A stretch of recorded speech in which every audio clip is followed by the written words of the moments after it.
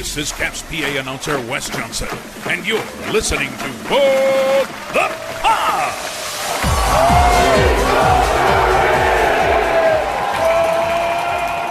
Hello, everybody, and welcome to a brand new edition of What the Puck. It is a Washington Capitals podcast, which means it's a podcast about your 2018 Stanley Cup champions. Thank you all for listening to us on Apple Podcasts, Stitcher, TuneIn, Player.fm, Overcast, Google Podcasts, Spotify, Facebook, and YouTube. I don't understand the Facebook thing, guys. I really don't, because it said we were there, and then we weren't there, and then it wouldn't play, and then it did, and then now they're all gone. So I don't know. But What the Puck shows up on Facebook, and then Facebook becomes unavailable for 8 hours. Coincidence? I think not. That's how powerful we are. We shut things down. That's right. All right. Well, hey, it's still the preseason. The Caps are still winless. Everyone's hurt or leaving to go to Buffalo. Coach Dan, what's going on, man? How you doing? I'm not leaving to go to Buffalo. I know. Or hurt, for that matter. I mean, I'll go see, like, the Bills play. I mean, you got hurt feelings. Sometimes. Yeah, it's okay. Sometimes. We all get that way sometimes. It's okay. It's okay. But, hey, the Caps, here we are. The Caps are winless in the preseason. I know that the wins don't matter, but still it would be nice to get one. But there's a bunch of players hurt. There's some people that were put on waivers and then claimed by Buffalo. A lot's going on this week in Caps world. Some of the biggest news, though, it has to be with the injuries. Number one, we know Nick Backstrom won't be at opening night. We know Sammy is hurt yet again. Shocker there. And now Martin Fehervary, who is expected to be a big-time part of this defense, hurt against the Devils in Jersey. Upper body injury. Tell us what we know about these injuries right now, Coach, and how is this going to affect the Caps moving forward? Well, I feel kind of bad after your, like, doom and gloom way you were just talking about it, because it sounds like the injuries, aside from Backstrom's, really aren't going to affect this team too much. So that's nice. Being reported by Samantha Pell of the Washington Post that Laviolette came out and said that Fehervary, he's got an upper body injury. They're thinking it might be his hand after he blocked a shot. They being, like, reporters and people, not necessarily the Caps haven't said what they think what it is. They think, he's going to be able to play on Friday, which I believe is the team's last preseason game. Yep, preseason finale versus Philly.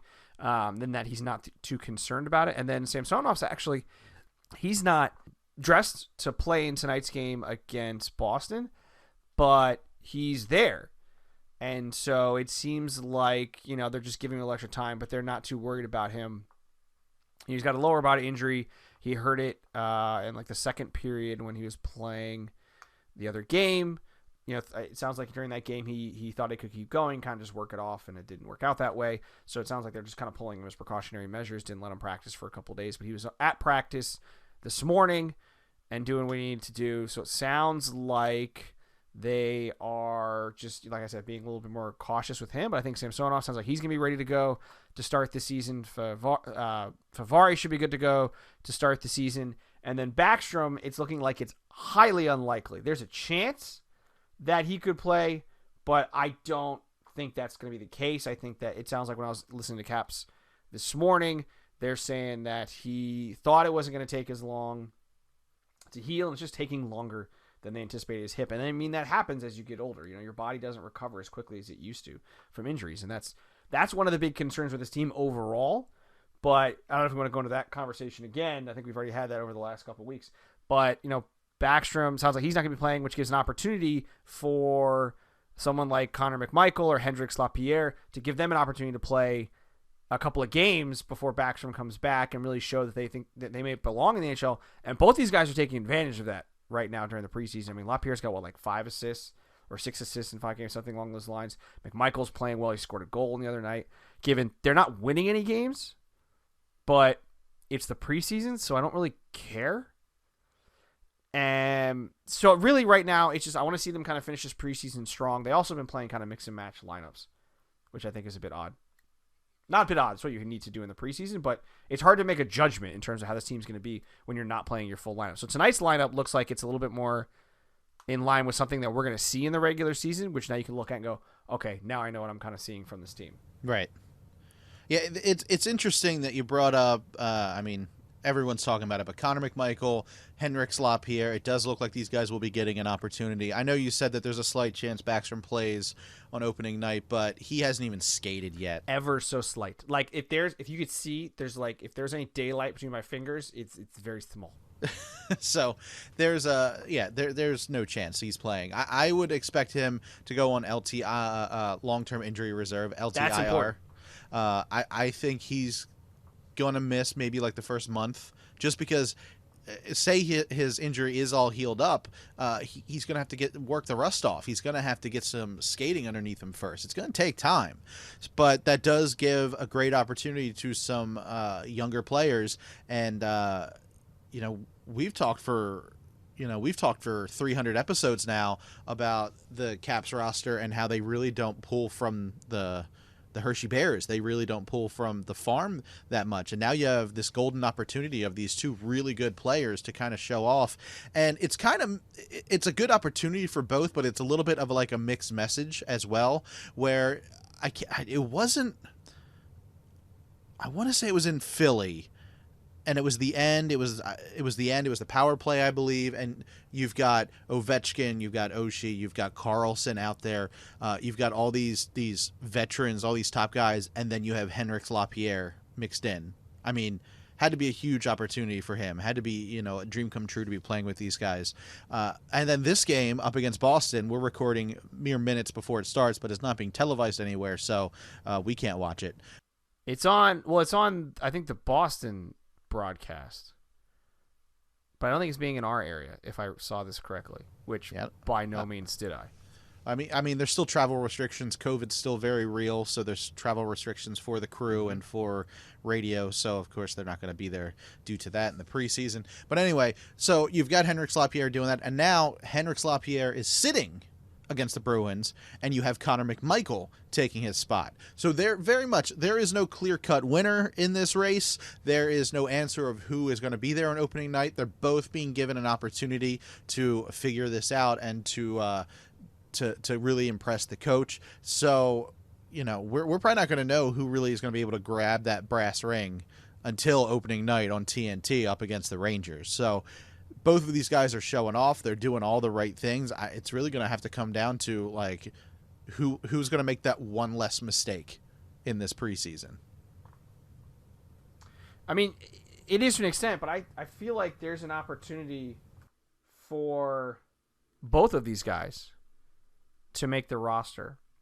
Because if you put Backstrom on long-term injury reserve, that's a large cap hit that's coming off. The team already doesn't have a lot of cap space, but you're freeing up $9.2 million.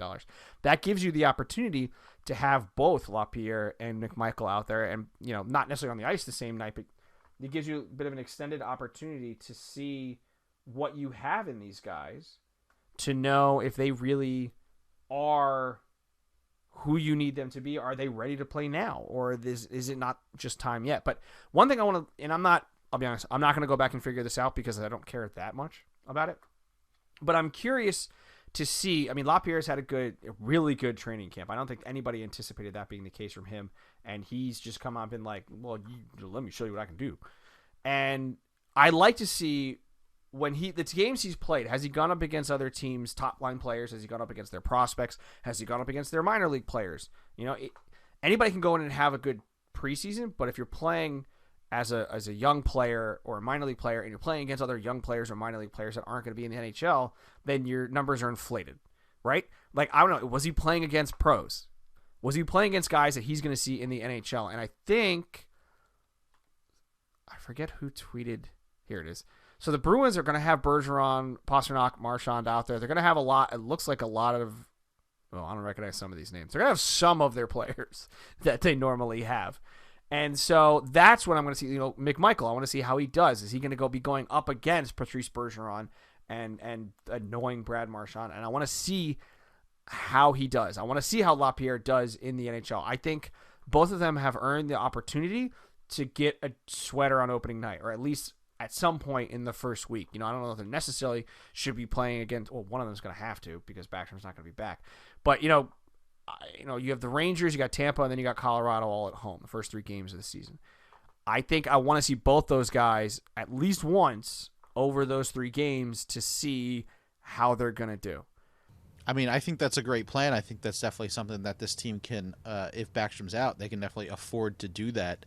It's going to help out both of these guys, I really do think, in the long run as well. If they do have to go back down to the minors, I assume they will be going back to the minors when Backstrom comes back. I think they have to go to juniors if they get... That's quite the drop.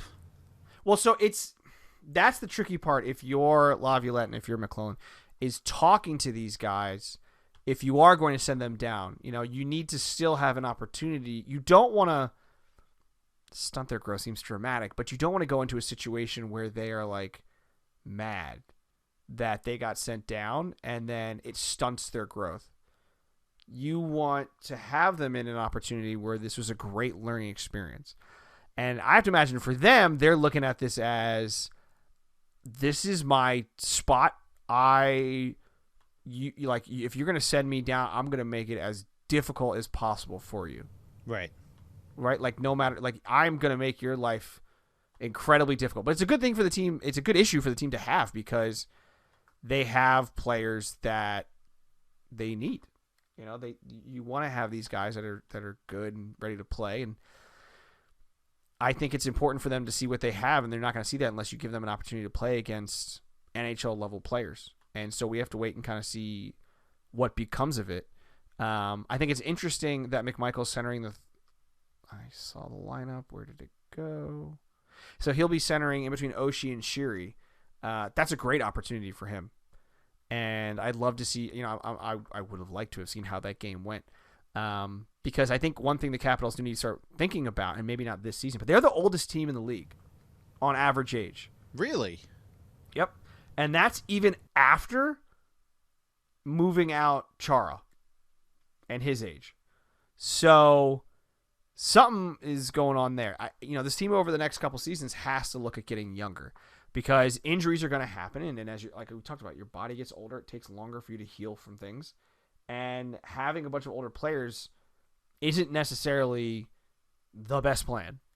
So do you need, you want to start giving opportunities to LaPierre, McMichael. You want to start giving opportunities to a guy like Alexi Protas, who they, at least listening to Caps this morning, the team is very high on. And I feel like that's a guy that they're going to want to be, he's going to be in the NHL sooner rather than later.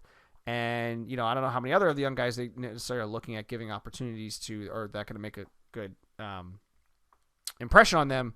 A lot of guys got sent down over the past couple of days when they've had their cuts. Thankfully, they've only lost one. Everyone else seems that's been on waivers has cleared.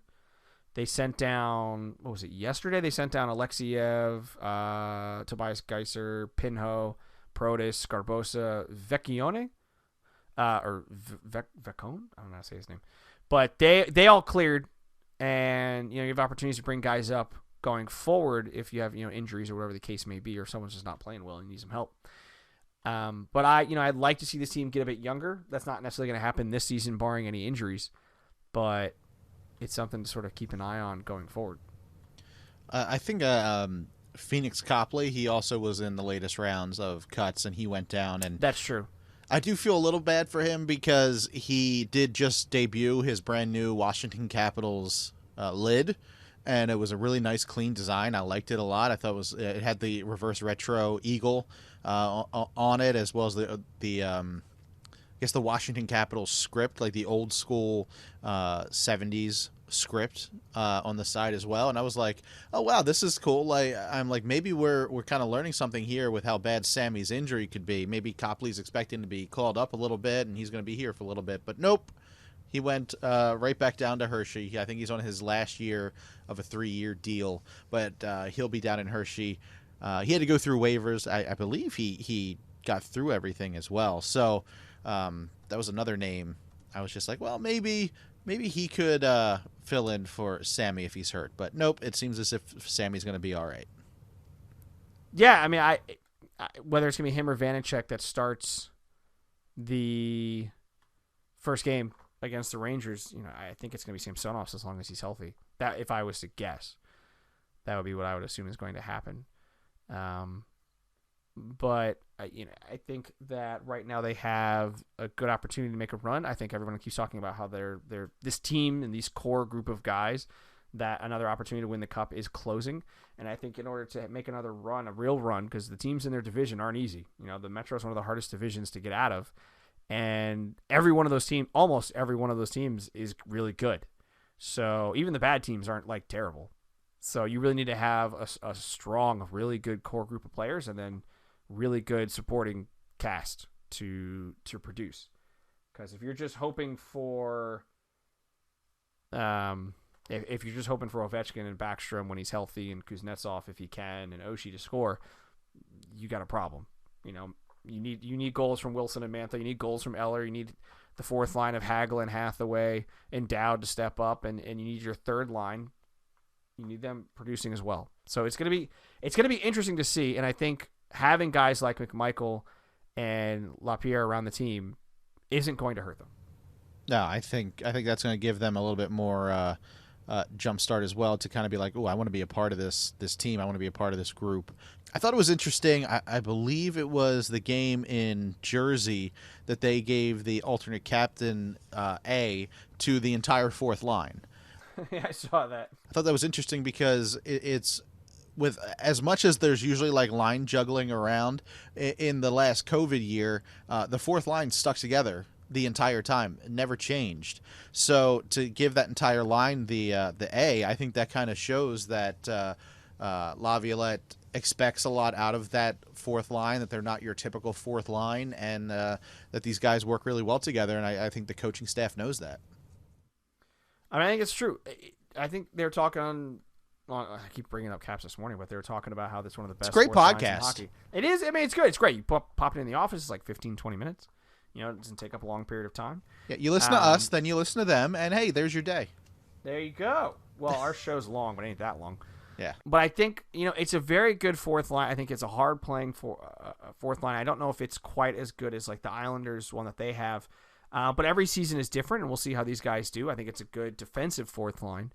And, yeah, their offensive contributions hopefully are a little bit better than they have been the last season. And, if they're able to do that, then I think the Caps have an opportunity to really make something special this season. But it's going to be it's not just on them. It's on, third line's got to step up as well. We need to see more from Eller goal scoring wise.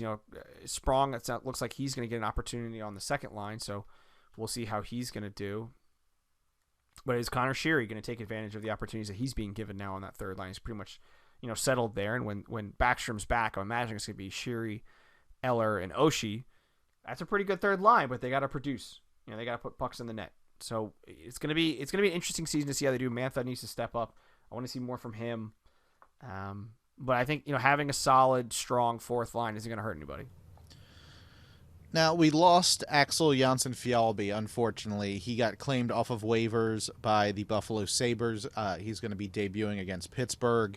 How big of a loss is that for the Capitals? He was a forward. He's been in the organization a couple years. I don't think he ever cracked the lineup in a regular season. He's been mostly a Hershey Bear. But what does this mean for the Capitals? Is this a loss to them? Was there any chance that we might see him this year? If we do, it's going to be with the Sabres. And I don't mean that in the sense of like, they signed him. I just don't think there was an opportunity for him to play. I hadn't really seen much of him aside from, a bit in preseason and both this and prior preseasons. And it seemed like he's the question is whether he was ever going to make it and whether he's ever going to be able to kind of get to that next step and be an NHL caliber player. It looks like his potential and his ceiling may have been a third or fourth line guy. And that's not a bad thing for a player necessarily, but I don't think the Caps are necessarily seeing that. And after a couple of preseasons with him, I'm wondering if they're like, maybe he's not ever going to reach that potential. Maybe he's an AHL or fourth line guy. And, I don't think it's great to lose a prospect. Some guys take a little bit longer, and I think he's going to get a great opportunity in a Buffalo Sabres team that's going to be probably one of the worst teams in the league this upcoming season, and it'll give him an opportunity to get, if he gets to play with them. He's going to get an opportunity to go and play and get some decent minutes and, see if he can show the Caps that maybe they're missing something that they shouldn't have let get away so easily.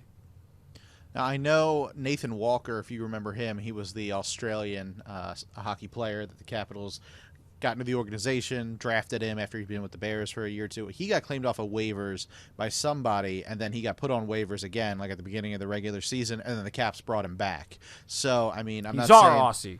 Yeah, I'm not saying that's going to happen to Axel, but, you know, if he doesn't impress, which how can you not be impressed with, I mean, it's Buffalo. Your standards aren't really that high. There's a chance he might be able to come back to the Caps organization down the road. We'll see. Who knows? Hey, it wouldn't be the first time that's happened. Chris Yes. Bourque, they put him on waivers. He got claimed by Pittsburgh, and then Pittsburgh put him on waivers, and he got claimed back by the Caps. So Yeah. crazier things have happened. You know, I don't know if this is one that's necessarily going to bite them or hurt them. It is what it is, and you know, we'll see how he does. And best of luck in Buffalo. I think that team's certainly going to need it this season, and you know, hopefully for his sake, he does well. Now, looking at the defense, you know, the left side is a little bit banged up. I guess you're kind of unsure of like what to expect from these guys. Michael Kempney, he's come back into the lineup for some preseason. He has not looked good. He has looked very, very rusty. And then you have Martin Fehervary, who is a little banged up right now. But that left side's definitely a concern moving forward as we look into the regular season.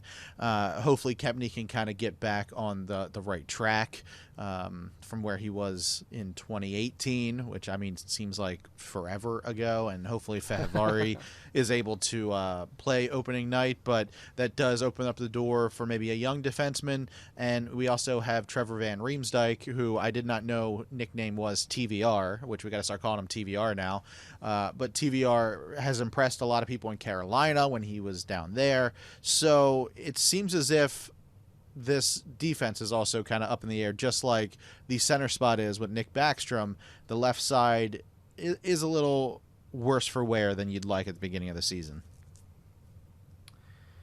Yeah, the defense is certainly a concern, not just from injuries or lack of stellar play, but I mean, I think all around there's a lot of money on this team. The team that is having issues with their, I don't know if it's fair to say issues, but they're right up against the cap.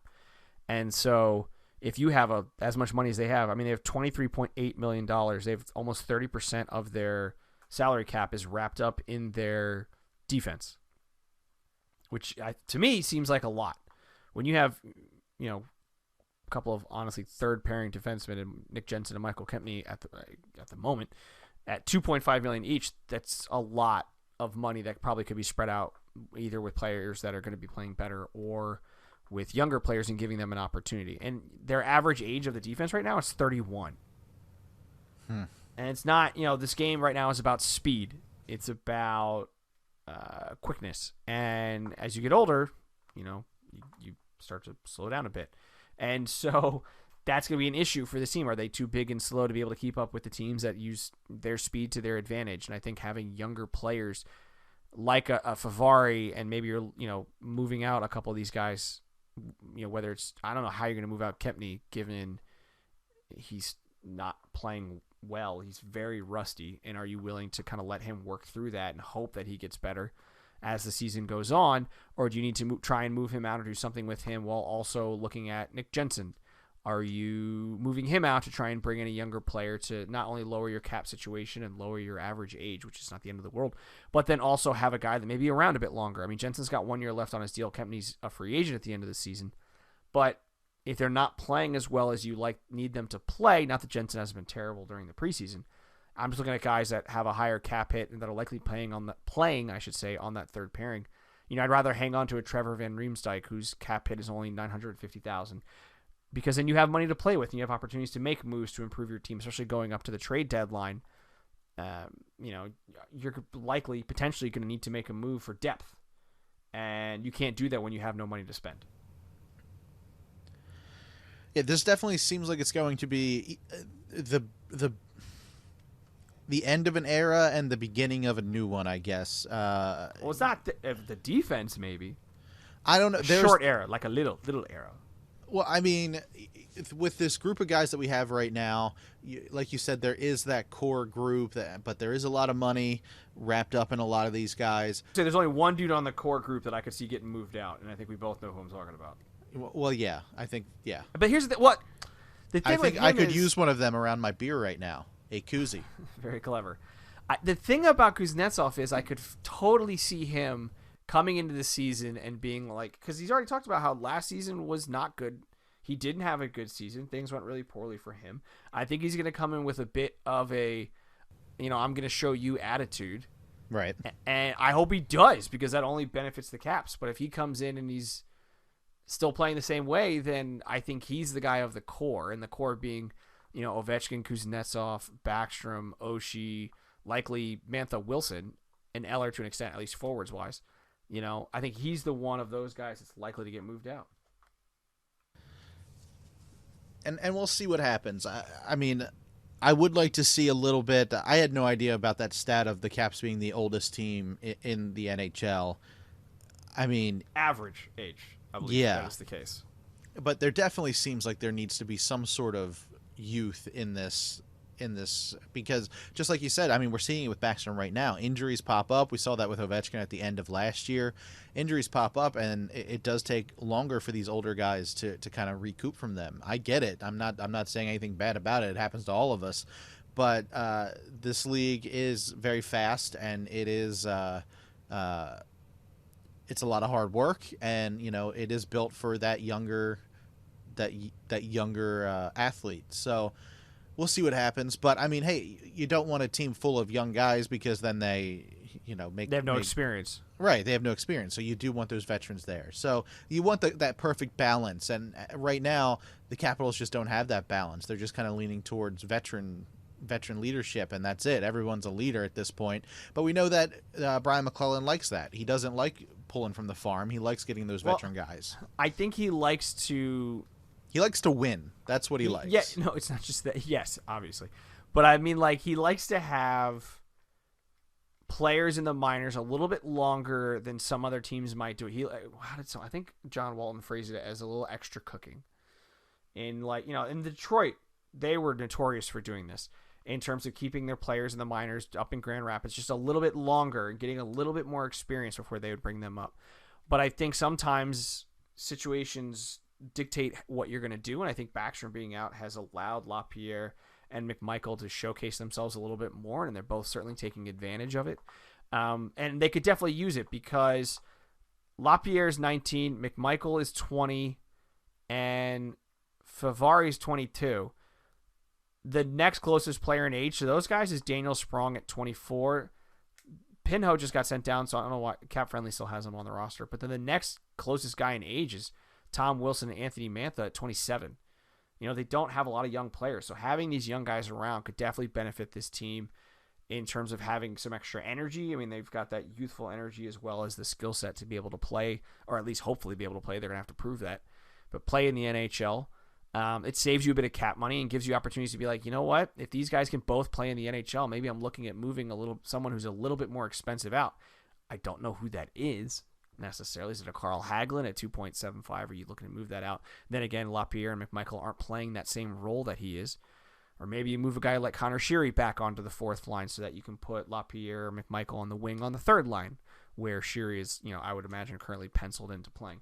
So having young guys that can come up and play, it provides you with more opportunities. In general, having more players that can play in the NHL and provides you with more flexibility to be able to move things around and then free up cap space and free up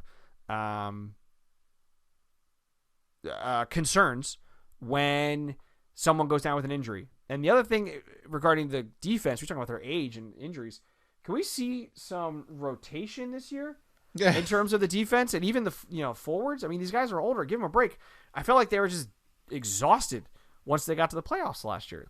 I want to see rotation this year. I want to see players. And that was a shortened season. I know, and it's not going to be any easier this year because of the Olympics.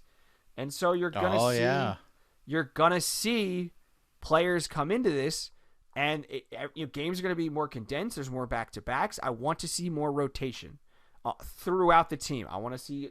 If Kempny's the seventh defenseman, I still want to see him playing, because that's going to give Jensen a night off, or Schultz a night off, or Orlov, or Carlson. Like, I don't want these guys going into the playoffs. Everyone goes into the playoffs with injuries. Big ones, little ones, whatever the case may be. But you should be doing your best to limit those opportunities from happening. And last season, I just don't think we saw that. I think Laviolette he knew what he wanted. He knew who he wanted his top 6 to be, and he wasn't willing to play anybody else. And I wonder if part of that was because there was less games, that there was less opportunities to make up for mistakes in games that, you lose a game you probably should have won. With an 82-game season, you have more opportunities to, all right, well, I lost that game. It's not the end of the world. Hopefully it won't come back to bite us in the end. We miss out on the playoffs by 2 points or whatever the case may be. You have an opportunity to make up a couple of games that don't go your way versus a shorter season. You may not feel like you do have that same opportunity. So I want to see rotation this season. I think that's a big thing. Who do you think, just looking forward real quick, who do you think from the Capitals will be making Olympic teams this year? Ooh, I am not looking at the right roster to play that game. Hang on one second. I mean, obviously we're going to have Ovechkin and Orlov playing for Russia. I don't know if Ovechkin plays. Oh, he 100%. I'm just kidding. I'm joking. I just want to see what you'd say. That was 100% a joke. Yeah. For the U.S., I can definitely see Oshie and Carlson. Backstrom, yep. Yeah, of course. He's healthy. He's playing for Sweden. Dowd's not playing for the USA. No offense, buddy. Eller for Denmark. Thank you. It said DNK, and I was like, what? Hagelin, Sweden? I don't know. Yes, I want to say. Maybe. Opportunity? Maybe not. I don't know. I haven't really paid attention to Sweden. I like their jerseys, though. They're always really nice. Hathaway's not playing for the U.S. Kuznetsov's definitely playing. Oh, no. Kuznetsov's not playing for Russia. He's not allowed. Mantha for Canada. I think if he has a really good season up until that point, I think he's definitely in the conversation about playing for the Canadians. I don't know if it's going to happen, but I think he's definitely worth. He's young enough. I mean, he has a chance. He's 27. Oshie for the U.S., I think if he has a good season, it's definitely an opportunity for him to play. Ovechkin, all jokes aside, will definitely be playing for the Russians. And that probably is it. Tom Wilson for Canada, maybe. I think there's an opportunity. If he has a really good season, I think it's, first part of the season, I think he's going to make life really difficult for them to say no. Carlson's making Team USA. Kempny, if he plays well, is for the Czech Republic. Orlov's probably playing for Russia. That's probably it. Unless, Van Riemsdyk has a really good... Probably not Schultz for Canada. Van Riemsdyk, if he has, a really, really good season, the U.S. might look at him. If a couple other guys are struggling, Brandon says no. And then Samsonov, maybe for Russia. And Vanacek, I'm going to say good possibility for the Czech Republic, but I don't know who their goalies are. Couldn't tell you. I think there will be a nice representation. I'm going to look up Czech Republic ice hockey Olympic team. While you're doing that, real quick, let's make mention of the fact that Caps signed defensive prospect Vincent Iorio to an entry-level deal. He was their second-round pick in 2021, so it's nice to see they locked him up to a deal. I think they have high hopes that he's going to be able to come in the next couple of years, probably a couple of years from now and be playing at an NHL level. Yeah, the goaltender listed for Czech Republic, it looks like it's a guy playing in the KHL. Roman Will, he's playing for Tractor in the KHL. Another guy playing for the KHL. Yeah, so they don't have any NHLers in the Czech Republic Olympic team. So I think Vanacek's got an opportunity. That could be interesting. Yeah. Yeah. And Samsonov, we'll see. There's plenty of other really good Russians, so we'll see what happens there. And I think Russia's probably going to fill most of their team up with KHLers just to be like, hey, we're as good as the NHL. Oh, God. That's going to go poorly for them. Yeah, but I can see that happening.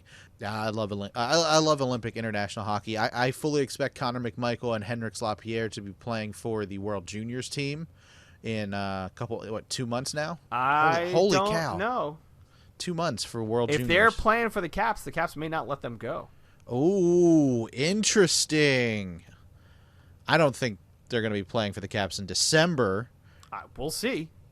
But that's interesting. Could they miss out on a World Junior? I mean, Connor McMichael, he already got his silver last year because they got beat by the U.S. But he had a chance to play for the World Juniors Championship last year. But Henrik Lapierre did not qualify for that, or he didn't make that team. He got cut. So that's interesting that because they blocked, if I remember correctly, Andrei Burakovsky. They wouldn't allow him to go because they wanted him to play in Hershey and really ticked him off. So they have done it in the past. I feel like if you're playing in the National Hockey League, you're probably a little upset, but you're like, but I get to play in the National Hockey League. Right. So, I don't know. I mean, I've never been in that position, so I can't say. What? Yeah, I know. It's crazy. Jerk.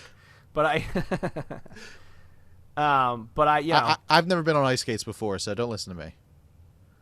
Really? We got to get you on some skates, man. I did go skating at a little kiddie rink with my girlfriend in January because we had just started becoming official in a relationship, and I'm like, well, I have to go. I can't be like, hey. I clung to the boards, didn't you? 110% I did. Never let that board go. Oh, man. All right, we got to go skating at some point. We're gonna record it. We're gonna post it up on. We'll get. You know what we're gonna do is we're gonna go up to Canada. We're gonna meet up with Ryan, and then we're going to record it and then post it on the World Wide Web. And then it could be like, hey, everybody, look, this is how Brandon broke his femur. This is what happens when Brandon tries to skate on ice. Were you skating or were you walking? Is it what's the difference? I never let go of the wall. Were you walking, like stepping, or were you actually like pushing and skating? Mostly walking then, yes. Okay. All right. We got some work to do. All right. Get this right. We're going to get you. There's got to be a rink near you, right? Oh yeah, there's plenty of rinks in Baltimore. Baltimore has a lot of hockey history that gets kind of like forgotten about, but it's the real deal up here. I'm telling you, no offense to South Carolina, but I want an ECHL team. I think we would do very well in Baltimore. I want an ECHL team in Baltimore. I want them called the Skipjacks. Baltimore needs a new arena. Baltimore gets a new arena, and you definitely can make that work, but one thing at a time. I think last little bit of Caps news is... Where did my notes go? I lost it. Sorry, everybody. Looking up Baltimore ice rinks, you lost your notes. I totally lost my notes looking up where Baltimore ice rinks were. Apparently Wayne Gretzky came out and said he hopes Ovechkin breaks his record, which is nice to hear, but I also feel like he wasn't going to come out and be like, no, screw that guy. I want my record. And even if he does think that way, he's not going to say it. But it's nice to hear either way. But Ovechkin's going to have some real... I mean, it's like he has to average like 33 goals a season throughout his contract. Right. To tie or break the record. And it's just annoying to think, like, without all the lockouts and COVID-shortened season, like, he definitely would have done it. I have to imagine. He definitely would have done it. Yeah. He'd be way closer. I mean, you're looking at potentially 75 goals he's missed out on. Probably around there. 60 to 75 he's missed out on in his career. He can do it. There's no doubt in my mind he can do it. I mean, we'll see. We will see. All right. Anything else we should cover in Caps World? No, we're about 20 minutes into the game, and they are currently shockingly losing. Charlie Coyle scored. Assists from Marchand and Craig Smith. Screw you, Marchand, you licking weirdo. Now, we should bring this up, that Craig Lachlan is going to have his own beer, a new beer out for opening night. It's called Locktoberfest. It's by Firm Brewing, and they're going to do some limited edition cases for purchase and be ready for you for the season opener. But it's Locktoberfest. The label is awesome. We shared it over on our Facebook page. It is Craig Lachlan on skates in lederhosen. I don't want to see that. You want to see it. No. And it is in, this place is in Gambrels, Maryland. Yeah. Is that by you? Mm-mm. No? I want to say it's between you and Annapolis. That does sound familiar. Oh, it's a little above Annapolis. It's kind of near Crofton. Okay. So, yeah, I think that's it in Caps World. All right, so what are we doing next? We going around the NHL? The only thing I have for around the NHL... I mean, do you want to do the do thing? I mean, if you only got one story, we can just... I don't know if we want to talk about the Robin Leonard stuff. Yeah, okay, we can talk a little bit about this. You sent this to me over the weekend. I was very confused because I didn't know what I was reading. These tweets kind of like were coming in from different people, but you sent it to me, so I'm like, all right, it's got to be something important about hockey, but try to straighten it out. What is going on with this thing? So it was a little while ago. I read about it. Well, I sent to you over the weekend or whatever it was. It was on the second. Robin Lehner, the goalie for Vegas, dude's not playing around anymore. So he's the current goaltender for Vegas. Yes. Okay. He is not playing anymore with the NHL. He's not happy. He just went on a bit of a Twitter stream, I guess. I don't really know if that's the right term for it. But he just went after people that he felt like were just doing players wrong. And I think a lot of it comes back to the Jack Eichel situation in Buffalo, where the Eichel wants one procedure done to fix an issue with his neck or upper back. I think it's his neck. But the team wants something different that will get him back on the ice quicker, but may have longer lasting implications for him after he's done with the hockey. And I feel like when we talk about, it's like, I sit on this show and I talk about players getting traded and moving out, and like, there's real human beings who have to uproot themselves and their family when they go to, play somewhere else. Right. But that's the reality of playing in professional sports, is that at any moment, unless you have a no trade clause, you can get moved, and that's just the reality of the situation. And the reality of the business that they decided to get into. If you didn't want to deal with that, then unfortunately you're not allowed to play. That's just how it or you have to be an amazing player that no one ever wants to get rid of. You know what I mean? But Gretzky got traded, so anybody can get moved down. So when it came down to the Robin Lehner stuff, he was, I think the stuff going on with Eichel is messed up in terms of the Sabres are like, well, we'd rather you do this one so it gets you back on the ice sooner. And Eichel's like, no. Like, I have to think about life after hockey because that's going to happen at some point. And I think Lehner was like, you know what? I got you, man. Like, he gets it. He understands it. I'm supporting both Eichel and Lehner in this situation in terms of these are real human beings, have to think about their lives after hockey.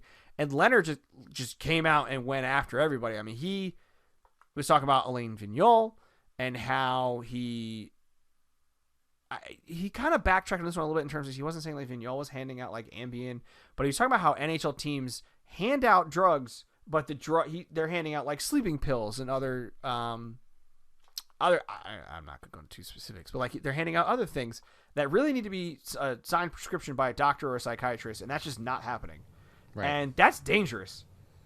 If you take too much of something, even a sleeping pill, and that can be a very big problem, especially if you mix it with like alcohol or whatever it is, after a game.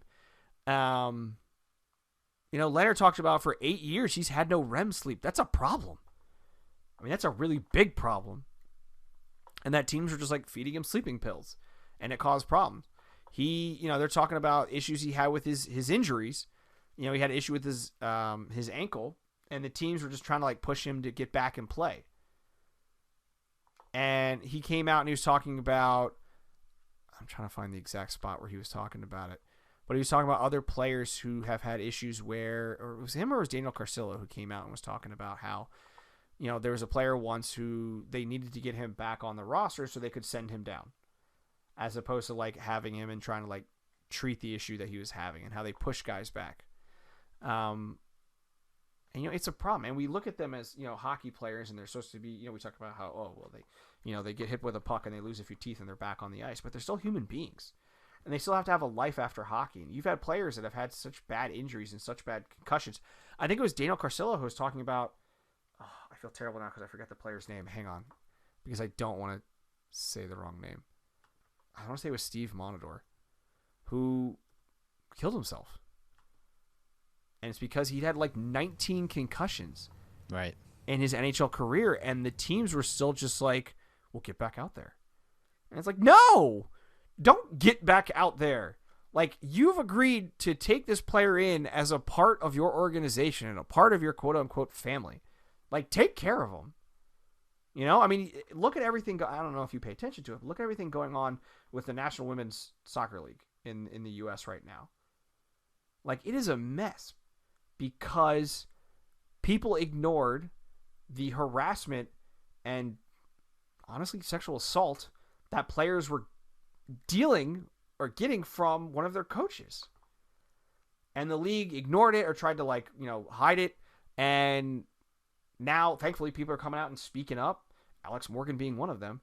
And they're supporting these other female athletes who, there's one player who had, I think it was an anxiety attack or a panic attack because of what had happened to her and being assaulted by her coach.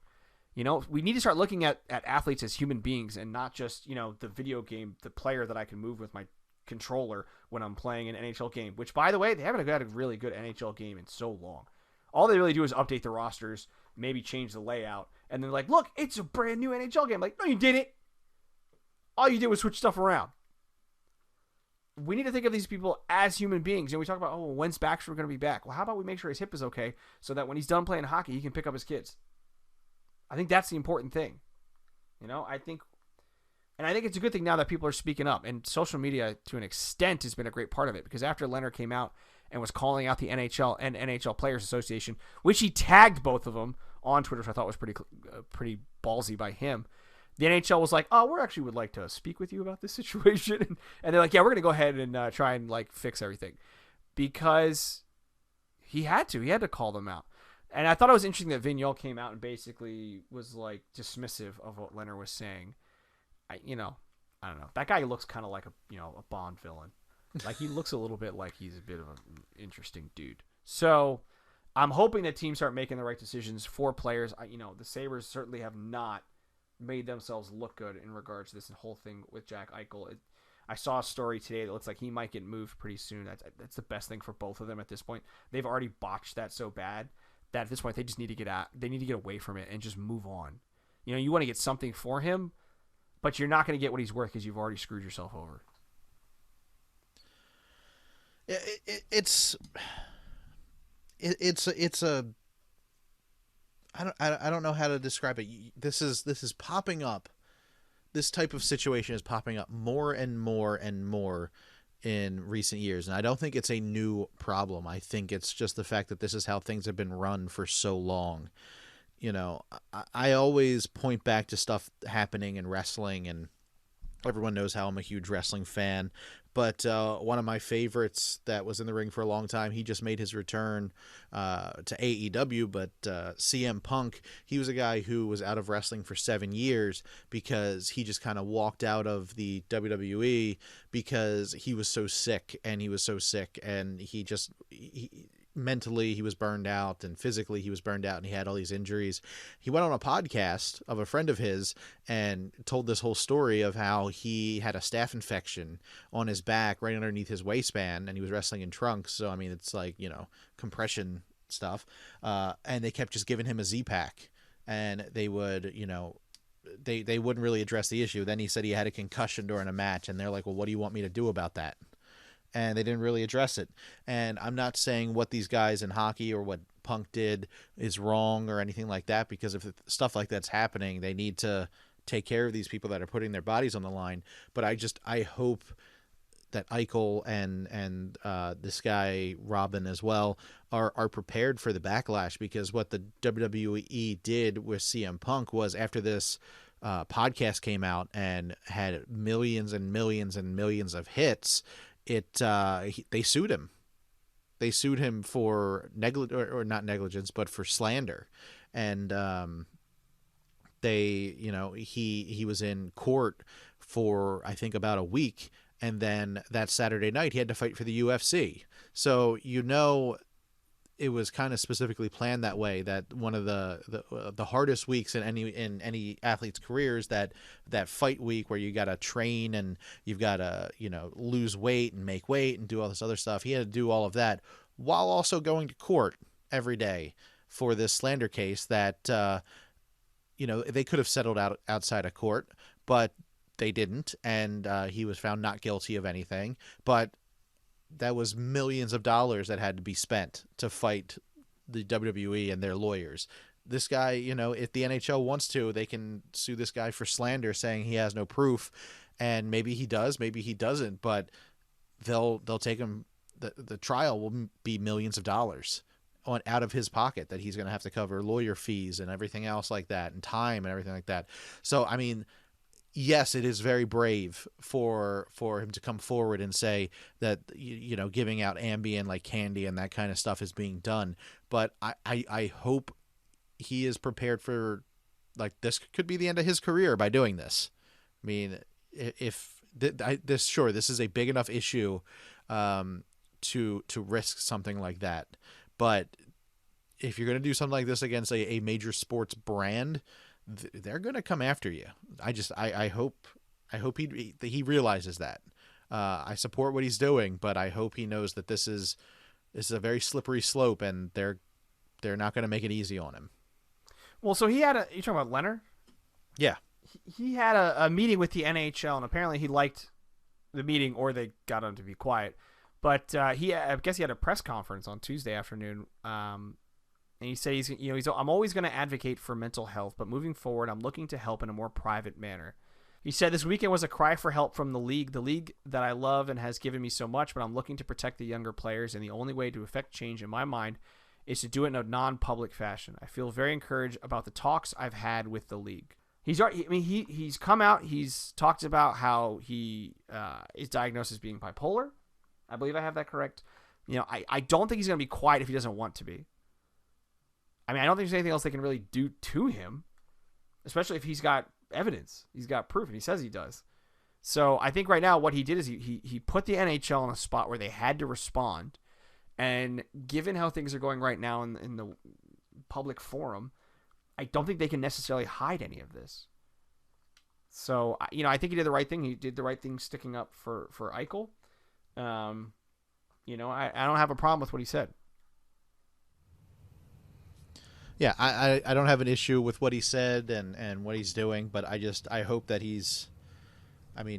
sounds like that meeting went well. So that's a very good thing, but this is also a testament of how hard it is for people like that to come out and make these kind of statements, because when you do something like that, you're going after a conglomerate. You're going after some very powerful and very rich people, and they will not make your life easy. But it seems as if everybody's taking kind of the high road right now, and they're talking it out and trying to fix things that are wrong. Time will tell if they actually do it, but it's interesting that that's what they're doing. So that's all very encouraging, very good things to hear.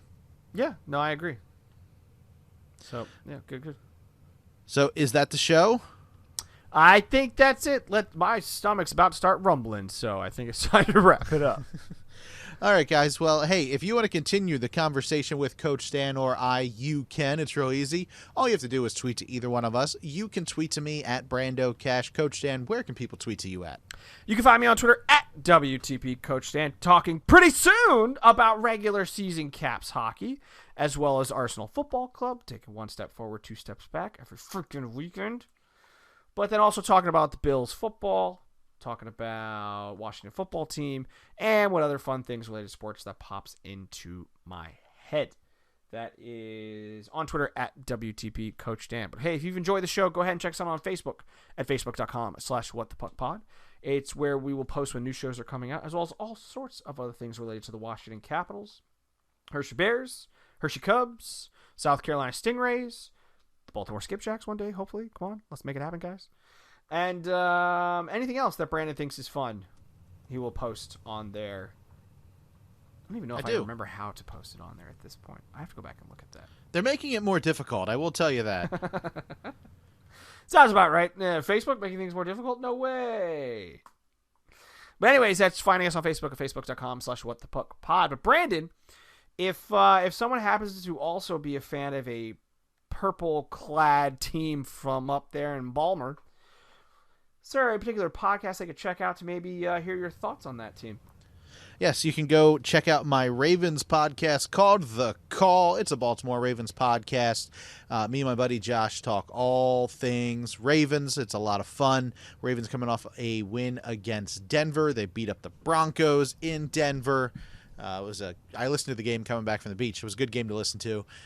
So definitely check us out there. We get ready to welcome the old Baltimore Colts to town for Monday night. That's right, Indy. If you notice in the stadium, if you're watching Monday Night Football on ESPN this upcoming Monday, you will notice that it does not say Colts anywhere on any Jumbotron in the stadium. They are just labeled as Indy because Baltimore refuses to call them the Colts because they stole our team. I don't know why that's making me laugh, but it is. Hey, it's Baltimore. We hold grudges. That's what Apparently. we do. Yeah, big time grudges. So I mean, kind of a dick move. Watch if you do have ESPN Plus and it's on there, the 30 for 30 called "The Band That Wouldn't Die" about the Baltimore Colts marching band. Watch that documentary. It is fantastic, and it shows you how much Baltimore loved the Colts and how it was ripped away from them as in the middle of the night as it was snowing. Yeah, that wasn't very classy. Yeah, on a Mayflower trucks. So just telling you, check that out. That's a really good one. Now this show we do for free. You listen, stream, and download for free on Apple Podcasts, Stitcher, TuneIn, Player.fm, Overcast, Google Podcasts, Spotify, Facebook, and YouTube. All we ask in return is for you to please spread the word about the show. Write us an Apple Podcast review. Tell them to fix their app or tell us what we need to do to fix it as well so we can be back on Apple Podcast. And let people know on Facebook and Twitter and Tumblr and Pinterest and Instagram and Reddit and Snapchat and Twitch and TikTok. Anywhere you're social on the web or with your phone, say, I'm a Washington Capitals fan. I listen to What the Puck, and you should too. So let's go over the game until we talk again. One more exhibition game coming up on Friday the 8th, up against Philadelphia, back home in D.C. You can watch that on the NHL Network nationally or NBC Sports Washington locally. And then Coach Dan and I will be back to preview the regular season before the regular season begins on the 13th on TNT, up against the Rangers. That's going to be a fun one to watch. TNT, we know drama, even though you are kicking off my wrestling for that Wednesday night. The NHL, what are you doing to me? You're killing me. Yeah, come on.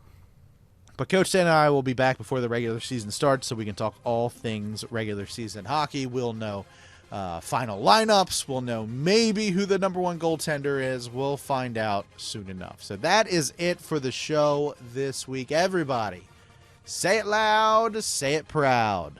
Let's go, Caps.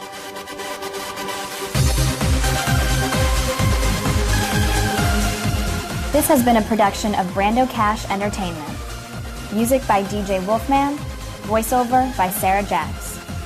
For more information, go to brandocash.com.